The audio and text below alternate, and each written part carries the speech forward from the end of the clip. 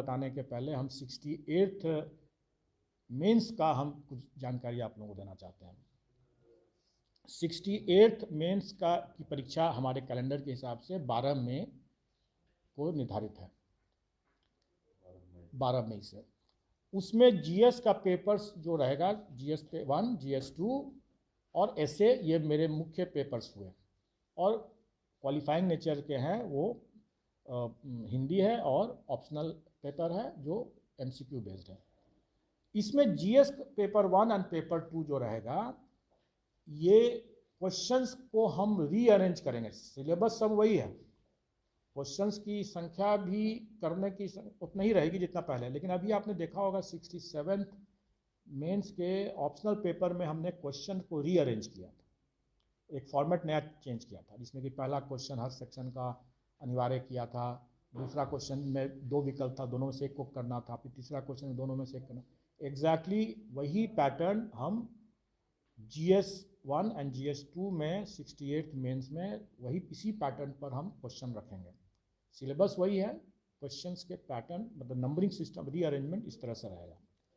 ऐसे के बारे में ज़्यादा हम लोगों ने नहीं बतलाया था, लेकिन हम अब ऐसे के बारे में बताएंगे। हमने जानबूझ करके उस समय नहीं लोगों को बताया, क्योंकि अभी पहले लोग पीटी अपने शांति से दे दें, और जब पीटी जब वो कर लेंगे उसके बाद ऐसे की बात।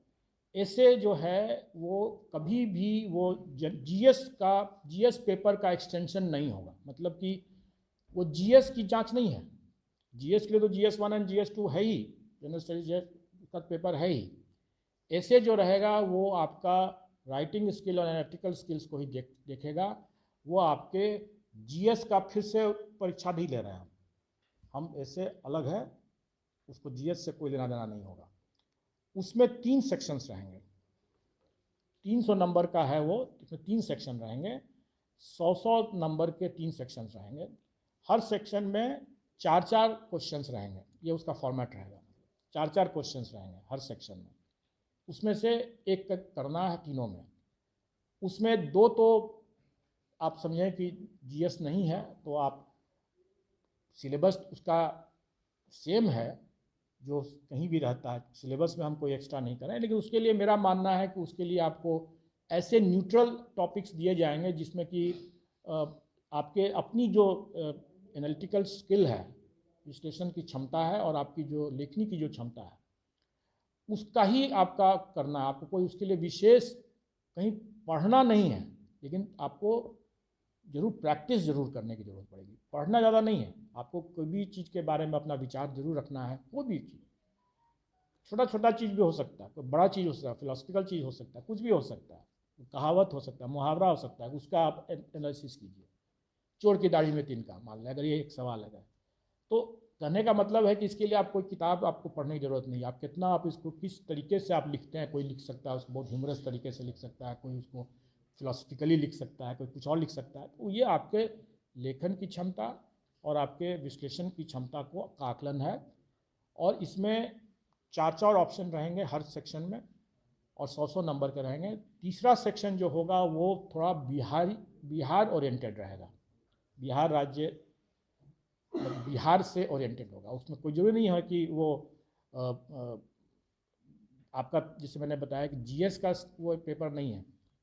आपसे पूछा जा सकता है कि लिट्टी चोखा के बारे में आपको क्या कहना है, उसका मतलब कुछ भी इस तरह का चीज़ पूछा जा सकता है जो कि बिहारी लोगों को उसमें फ़ायदा होगा। और ये उद्देश्य भी है कि उनको प्राथमिकता मिले, इसलिए उसमें वो बिहार ओरिएंटेड और बिहारी संस्कृति, बिहारी कला, बिहार के बारे में मतलब कुछ ऐसी बातें होंगी, कहावत, जो जिस पर कि वो आधारित होगा।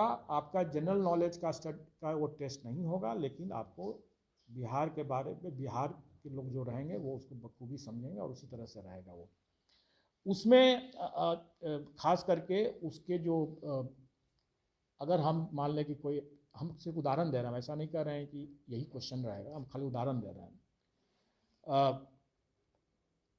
जैसे हम बिहार में जैसे कहावत है भोज घड़ी कोहड़ा, ठीक है, भोज घड़ी कोहड़ा। अब बिहारी जो लोग होंगे वो अच्छी तरह से समझेंगे इसको, भोजगढ़ी कोड़ा का क्या मतलब होता है। इसको अगर हम नॉन बिहारी अगर कोई बाहर से अगर आते हैं तो उनको थोड़ा कठिनाई होगी इसको समझने में।